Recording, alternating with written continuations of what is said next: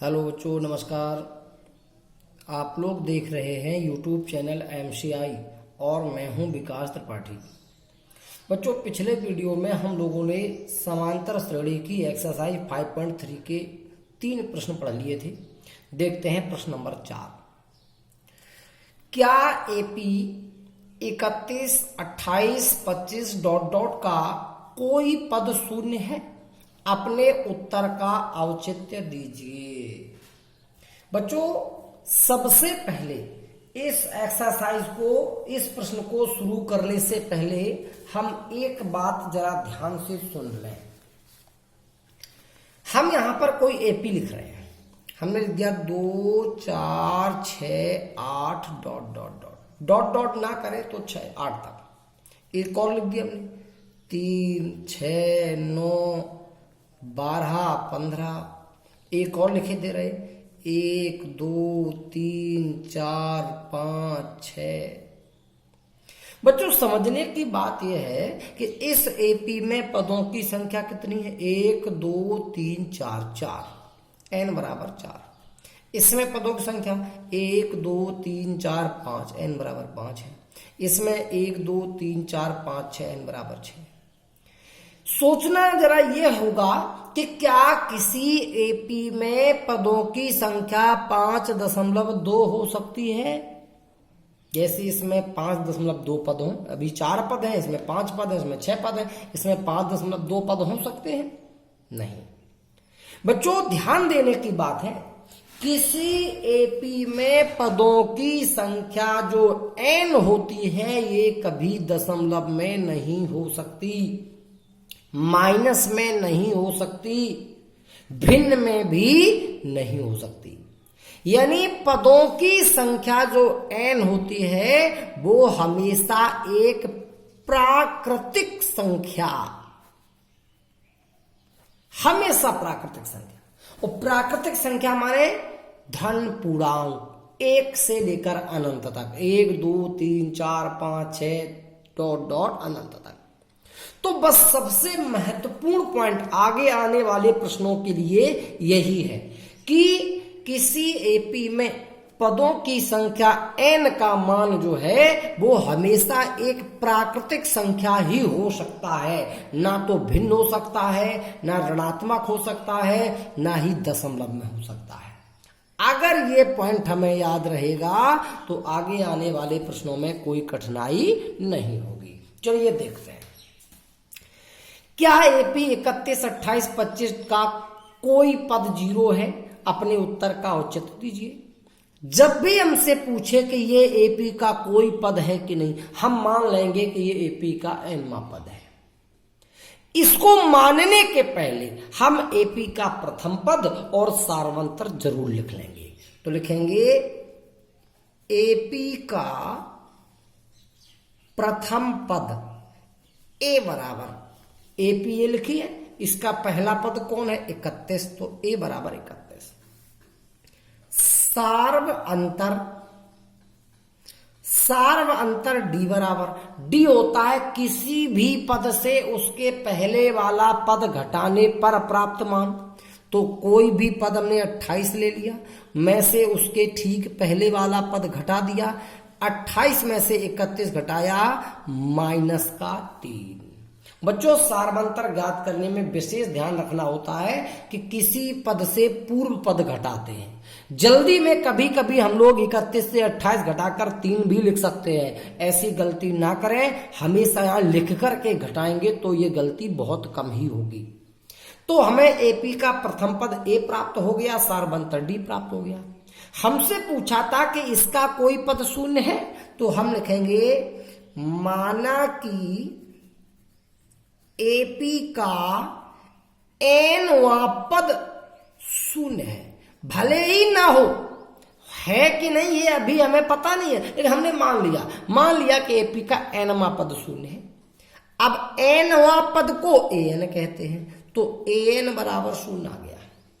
an का हमने सूत्र पढ़ा है, a plus n-1 into D बराबर 0।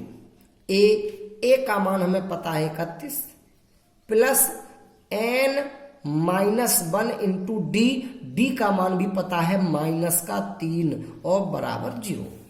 यहां पर 31 जो है इसका पक्षांतरण कर देंगे तो इधर बचेगा n-1, गुणा में बचेगा -3 और बराबर में 31 का पक्षांतरण किया -31।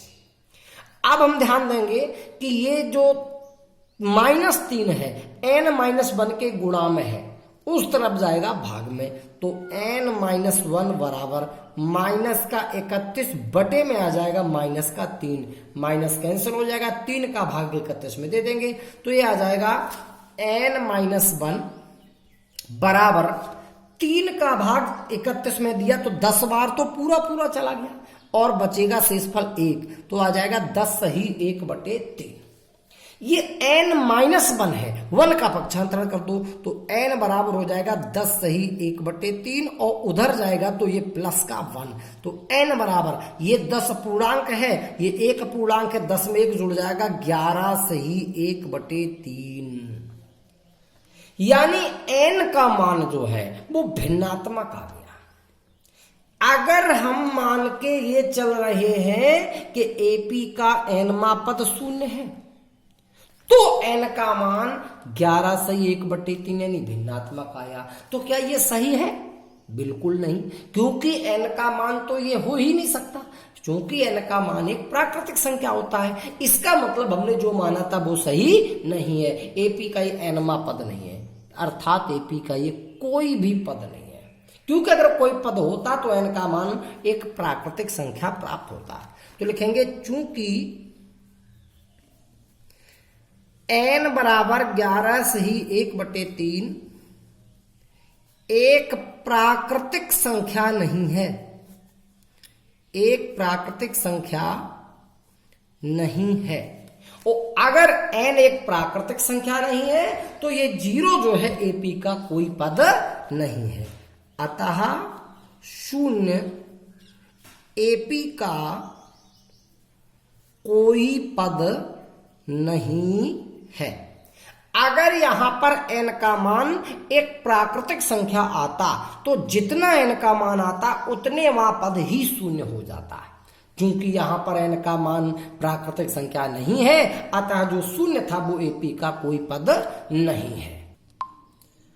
बच्चों अब 5वें प्रश्न की बात करें, AP 3, 8, 13, 18 का कौन सा पद 78 है? ये बिल्कुल पिछले जैसा ही है।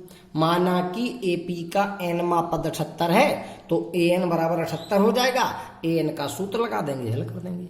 इसी प्रकार इसका 6वां प्रश्न भी होगा, घर पे करेंगे 7वां प्रश्न। 7वें प्रश्न में ये AP दी है, पूछ रहा है इस AP में कितने पद हैं, कितने पद हैं, यानी पदों की संख्या पूछी है। हमसे पूछा है कि इस AP में पदों की संख्या कितनी है, यानी कितने पद हैं। तो बच्चों ध्यान देंगे, सबसे पहले AP का प्रथम पद A बराबर, प्रथम पद इसमें AP में कितना है? 7। सार्व अंतर D बराबर 13 -7 बराबर 6। बच्चों इसमें एक चीज और दी है, अंतिम पद। तो AP का अंतिम पद L बराबर दिया 205। बच्चों ध्यान देने की बात यह है कि हमसे AP में पदों की संख्या पूछी है। जब भी AP में पदों की संख्या पूछी जाए, लिखना मान लेना कि AP में पदों की संख्या n है। माना कि AP में पदों की संख्या बराबर n है। ध्यान देने की बात है, ये बात कई प्रश्नों में प्रयोग होनी है। यदि AP में पदों की संख्या n है तो nवां पद ही अंतिम पद होता है। यदि AP में पदों की संख्या r है तो rवां पद ही अंतिम पद होता है। यदि AP में पदों की संख्या 4 है तो 4वां पद ही अंतिम पद होता है। यानी AP में जितने पद हैं उतने वां पद ही अंतिम पद होता है। इस AP में कितने पद माने हमने? n पद, n पदों की संख्या है। तो nवां पद ही अंतिम पद होगा, इसलिए an यानी nवां पद ही क्या होगा, अंतिम पद l के बराबर होगा। अगर किसी एपी में पदों की संख्या n हो तो nवां पद ही अंतिम पद होता है, तो an माने nवां पद, यही अंतिम पद l होगा। an का सूत्र हमने पढ़ा है, a plus n minus 1 into D और बराबर l।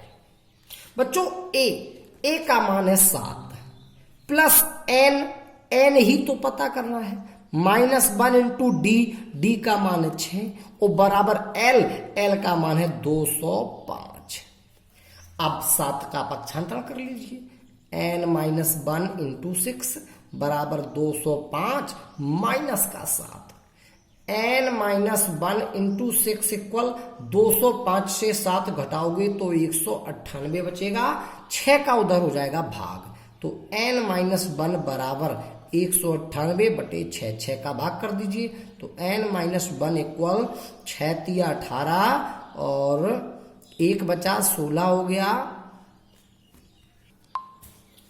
तो बच्चों यहाँ पे 198 है, 6 तिया 18, 1 बचा, फिर से 6 तिया 18, तो ये n बराबर हो जाएगा 33 और प्लस 1, तो n बराबर 34। अतः एपी में पदों की संख्या जो हमने n मानी थी, ये n बराबर 34 आ गई, यही आपका आंसर हो। अब बच्चों प्रश्न नंबर 8, क्या एपी 11 8 5 2 डॉट डॉट का एक पद माइनस 150 है, क्यों? बच्चों ये प्रश्न भी चौथे प्रश्न की तरह है, बिल्कुल चौथे की तरह है। एक प्रश्न ऐसा हम आपको और बता देते हैं, आपसे पूछा है इस एपी का एक पद माइनस 150 है क्या, वो अगर है तो क्यों? चलिए बच्चों सबसे पहले एपी का प्रथम पद और सार्वंतर लिख लें। एपी का प्रथम पद a बराबर 11, सार्व अंतर d बराबर 8 माइनस 11 बराबर माइनस का 3। हमसे पूछा है क्या इसका एक पद माइनस 150 है, भले ही ये ना हो हम फिर भी मान लेते हैं कि ये एपी का nवां पद है। माना कि एपी का nवां पद माइनस 150 है। अब nवां पद माइनस 150 है तो nवां पद माने an होता है, an बराबर माइनस 150, an का सूत्र लगा दीजिए, a plus n minus 1 into D बराबर माइनस 150। a का मान है आपका 11 प्लस n माइनस 1 डी का मान माइनस 3 और बराबर माइनस 150। बच्चों 11 का पक्षांतरण कर लेंगे तो n माइनस 1 इंटू में माइनस का 3 बराबर उधर माइनस का 150, ये गया माइनस का 11 हो गया, तो n माइनस 1 इंटू में माइनस 3 बराबर, इन दोनों के चिन्ह समान है तो ये जुड़ जाएंगे माइनस का 161 हो जाएगा। ये माइनस 3 इस n माइनस 1 के गुणा में है, उस तरफ भेजो भाग में जाएगा, तो n माइनस 1 इक्वल माइनस 161 बटे माइनस का 3, माइनस कैंसिल हो जाएगा, तो n माइनस 1 बराबर 3 का भाग करो, 3 बचे 15, 1 बचा 11 हो गया, 3 त्रिका 9, 53 बार चला गया और 2 शेषफल बचा तो हो गया 53 सही 2 बटे 3। इस 1 का भी पक्षांतरण कर दो तो n इक्वल 53 सही 2 बटे 3, उधर गया प्लस 1 हो गया, तो n बराबर 53 पूर्णांक है, एक पूर्णांक जोड़ दो, 53 और 1 54 सही 2 बटे 3। बच्चों n का मान यहां पर 54 सही 2 बटे 3 है, ये क्या ये प्राकृतिक संख्या है? नहीं। अगर ये प्राकृतिक संख्या नहीं है तो जो माइनस 150 है वो एपी का कोई पद नहीं है, चूंकि n बराबर 54 सही 2 बटे 3 एक प्राकृतिक संख्या नहीं है, प्राकृतिक संख्या नहीं है, अतः -150 एपी का कोई पद नहीं है। बच्चों अब प्रश्न नंबर 9 देखते हैं। वह एपी निर्धारित कीजिए जिसका 5वां पद 19 है तथा 8वें पद का 13वें पद से अंतर 20 है। बच्चों प्रश्न को बहुत अच्छे से समझने की आवश्यकता होती है। हमें एपी निर्धारित करना मतलब एपी बनाना है जिसका 5वां पद 19 है और 8वें पद का 13वें पद से अंतर 20 है। बच्चों ध्यान देने की बात यह है कि जो कोई भी एपी होती है उसका जो व्यापक रूप होता है एपी का व्यापक रूप वो होता है A plus D, A plus 2d dot dot dot. यानी हमें एपी प्राप्त करनी हो तो हम ए प्राप्त कर लें और डी प्राप्त कर लें, फिर बस इसी व्यापक रूप में ए और डी के मान रख दें, हमें एपी प्राप्त हो जाते हैं। बच्चों इस व्यापक रूप में ए क्या होता है? ए होता है एपी का प्रथम पद और डी होता है एपी का सारवंतर। यानी अगर हम एपी का प्रथम पद और सारवंतर प्राप्त कर लें तो हम एपी प्राप्त कर सकते हैं। तो सबसे पहले माना कि एपी का प्रथम पद ए तथा सार्वअंतर डी है। ये दोनों मान दिए नहीं थे, हमने इनको ए और डी मान लिया। अब हमें एपी का 5वां पद 19 दिया है। एपी का 5वां पद अर्थात A5 बराबर 19 है। A5 का हमने सूत्र पढ़ा है A प्लस 4D बराबर 19। बच्चों याद होगा A5 माने 5 है पदों की संख्या, तो D का गुणांक 1 कम रहता है, तो A प्लस 4D बराबर 19। यहां से आप A निकाल लिया करो। A निकालोगे तो 19 पक्षांतर करो माइनस का 4D, ये बन गया समीकरण नंबर 1। एक तो तुम्हें 5वां पद दिया था, दूसरा 8वें पद का 13वें पद से अंतर, 13वें पद से 8वें पद का अंतर यानी 13वां पद माइनस 8वां पद दिया है। ये कितना दिया है? 20। 8वें पद का 13वें पद से अंतर माने 13 से 8 को घटाने पर जो अंतर प्राप्त होता है वो 20 दिया है। तो 13वां पद होता है A plus 12D minus A8, 8वां पद होता है A प्लस 7D और बराबर में 20। ब्रैकेट हटा दो, A plus 12D minus A और अंदर गुणा किया माइनस का 7D बराबर 20। ये A माइनस का प्लस का कैंसिल, 12D से 7D घटाओ, 5D बराबर 20, तो D बराबर 4। 5 का 20 में भाग कर दिया, D बराबर 4। D का ये मान समीकरण फर्स्ट में रख दो तो A प्राप्त हो जाएगा। तो समीकरण फर्स्ट से, फर्स्ट है आपका A बराबर 19 माइनस का 4D, तो A बराबर 19 माइनस 4D, D का मान है 4, तो A बराबर आ जाएगा 19 माइनस 4 चौके 16, तो A बराबर आ गया 3। बच्चों A आ गया, D आ गया, हमें AP चाहिए, इसलिए AP जो होती है वो A comma A plus t comma A plus 2D dot dot dot. A हमारा आया 3 कोमा A3 प्लस D आया 4 कोमा A आया 3 प्लस 2 इंटू D आया 4। बच्चों 3 ज्यों का त्यों, यहाँ 4 प्लस 3 7 हो गया, यहाँ 4 दूनी 8 और 8 प्लस 3 11 हो गया, डॉट डॉट डॉट। ये आपकी एपी प्राप्त हो चुकी है। बच्चों अब देखते हैं इसका 10वां प्रश्न।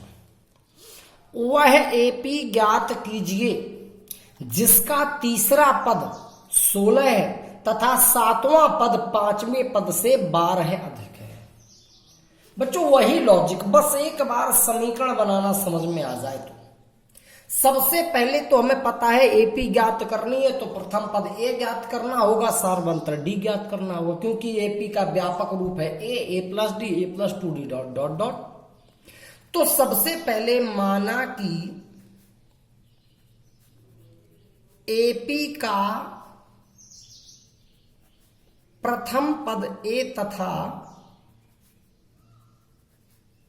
सार्वंतर डी है। अब एपी का तीसरा पद 16 है, तीसरा पद माने A3 दिया है 16, एपी का तीसरा पद ने A3 16 है। सातवां पद यानी A7 पांचवें पद से यानी A5 से 12 अधिक है, तो इसमें 12 जोड़ दो, अब दोनों हो गए बराबर। सातवां पद A7 लिख लिया, पांचवें पद से A5 लिख लिया, 12 अधिक है, इसमें 12 जोड़ दिया, अब दोनों कैसे हो गए बराबर। ये लॉजिक बच्चों कई प्रश्नों में काम आएगा, कई चैप्टरों में काम आता है। पहले A7 दिया है तो A7 लिख लिया, फिर A5 दिया A5 लिख लिया, 12 अधिक था तो इसमें 12 जोड़ दिया, अब दोनों बराबर। यहां पर A3 था तो A प्लस 2d बराबर 16, यहां से A का मान निकाला 16, पक्षांतर किया 2d का माइनस 2d, समीकरण नंबर 1। बच्चों यहां A7 है तो A प्लस 6d है, यहां पर बराबर में A5 है तो A प्लस 4d होगा और प्लस का 12। बच्चों RHS में भी A, LHS में भी A। 4d का पक्षांतर कर लो, 6d माइनस 4d बराबर 12, घटा दो 2d इक्वल 12, तो d equal 12/2, d equal 6, d का मान 6 आ गया। अगर d का यह मान समीकरण फर्स्ट में रख लिया जाए तो क्या प्राप्त हो जाएगा a, तो लिखेंगे समीकरण फर्स्ट से, फर्स्ट है a बराबर 16 माइनस 2d, तो a बराबर 16 माइनस 2d का मान 6, तो a बराबर 16 माइनस 6 दूनी 12, a बराबर आ गया 4। बच्चों a आ गया, d आ गया, इसीलिए AP A plus D A plus 2D dot dot dot A का मान आया 4, A का मान 4, D का मान 6, A का मान 4, 2 इंटू D का मान 6 डॉट डॉट डॉट, तो AP बन गई 4, 4 प्लस 6 10, 6 दूनी 12, 4 16 डॉट डॉट डॉट, ये आपकी AP प्राप्त हो चुकी है। बच्चों धन्यवाद।